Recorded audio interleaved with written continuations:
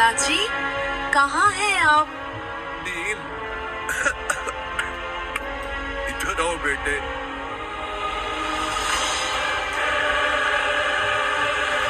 पिताजी, ये क्या हुआ आपको? मेरी बात ध्यान से सुनो। ये पुस्तक, इसमें जीवन के सूत्र छिपे हैं। ये सब बातें बाद में, अभी आपको वैद्य के पास ले चलना होगा। नहीं नील, मेरे पास अब समय नहीं है। ये पुस्तक तुम्हारा मार्गदर्शन करेगी, इसलिए इसे बहुत संभाल कर रखना। किसी को इसकी खबर नहीं होनी चाहिए और इसे तब तक बार बार पढ़ना जब तक कि इसकी शक्तियों को तुम प्राप्त न कर लो। और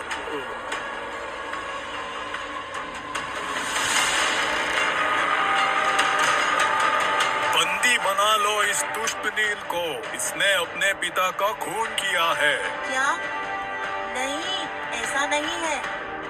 चाचा जी, मेरी बात सुनिए, मैंने कुछ नहीं किया है। सत्ता मुबारक हो बड़े भैया।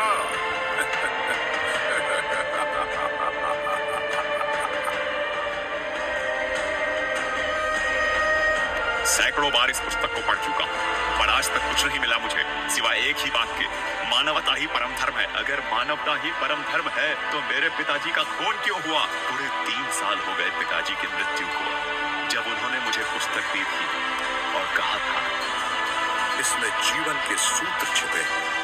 आज तक न जीवन का रहस्य पता चल पाया है और न ये कि मेरे पिताजी की मौत कैसे हुई।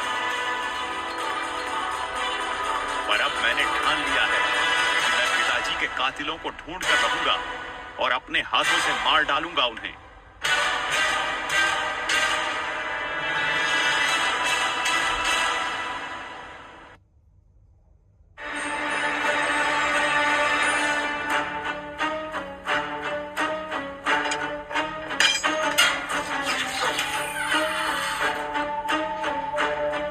कैसे हो मेरे भाई?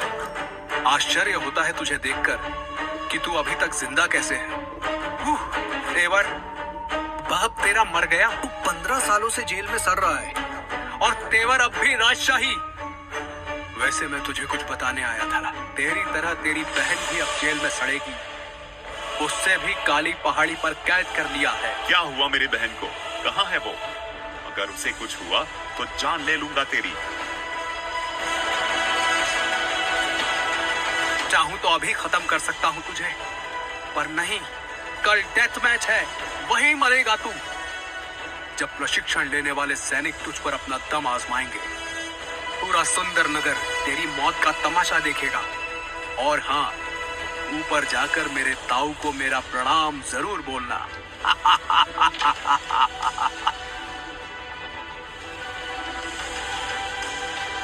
कहाँ है मार्गदर्शन?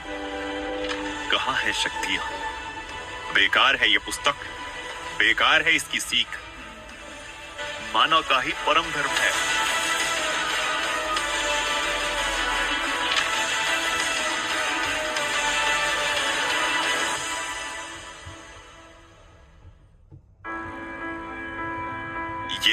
ये क्या हो रहा है? इस पुस्तक से ये क्या रोशनी निकल रही है? ये क्या हो रहा है मेरे साथ? इतनी गर्मी, जैसे आग लग गई हो मेरे शरीर को।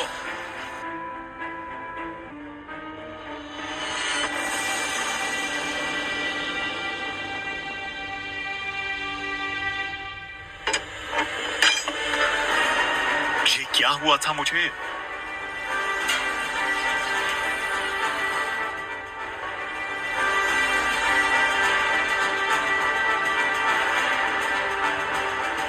कहाँ ले जा रहे हो मुझे? छोड़ो। हुक्म बाद में देना राजकुमार, जब डेथ मैच से जिंदा बच जाओ तो।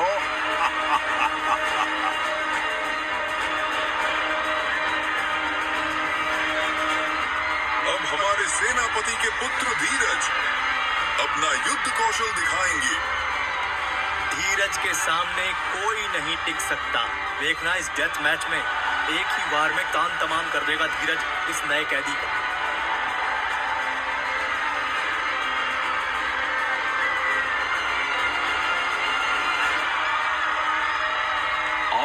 इसे असर क्यों नहीं हो रहा है?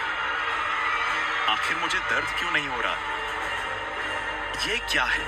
लगता है उस पुस्तक से निकली रोशनी की वजह से मुझे शक्ति मिली है।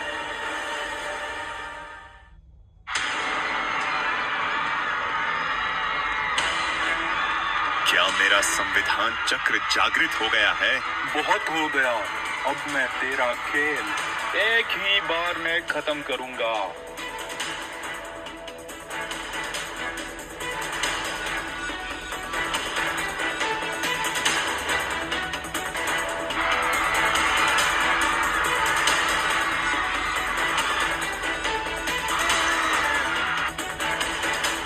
अगर ये नील आजाद हो गया तो एक ना एक दिन हमारे सामने चुनौती बनकर खड़ा हो जाएगा। ये आजाद नहीं होना चाहिए। आप निश्चिंत रहिए भैया, आज मैं इसकी कहानी ही खत्म करके रहूंगा। अब चूंकि मैंने इसको हरा दिया है तो नियमानुसार मेरी सजा माफ की जाए और मुझे आजाद किया जाए। अभी परीक्षा खत्म नहीं हुई।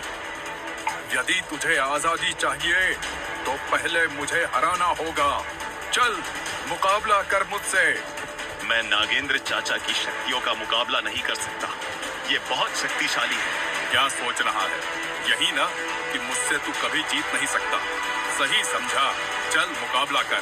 नहीं, मैं पहला ही मुकाबला कर चुका हूँ धीरज का, और नियमानुसार मुझे रिहाई मिलनी ही चाहिए। कैसा नियम? यहाँ सिर्फ मेरा नियम चलेगा। चल मुकाबला कर। मैं कोई मुकाबला नहीं करने वाला। मैं जा रहा हूँ।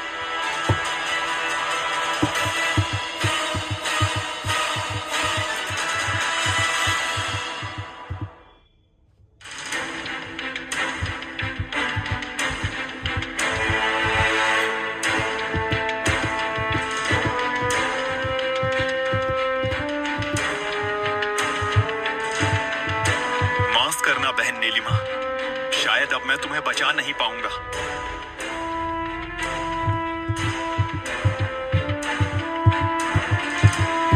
रुक जाइए नागेंद्र, आप नील को नहीं मार सकते।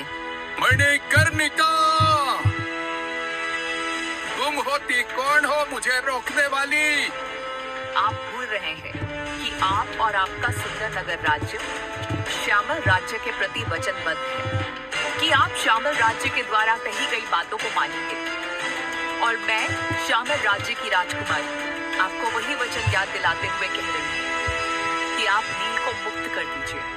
ठीक है राजकुमारी, याद रखना तू अपनी बहादुरी से नहीं बल्कि मेरे क्षमादान से बच रहा है। हमारे साथ चलो। मेरी जान बचाने के लिए मैं सदैव आपका आभारी रहूंगा राजकुमारी, पर मुझे माफ कीजिए, मैं अभी आपके साथ नहीं चल सकता। मेरा कुछ जरूरी लक्ष्य है, लेकिन अगर मैं जिंदा बचा तो एक दिन आपका और श्यामल राज्य का ये कर्ज जरूर चुकाऊंगा। और हाँ, मैं वापस आऊंगा अपने पिताजी की मृत्यु का बदला लेने।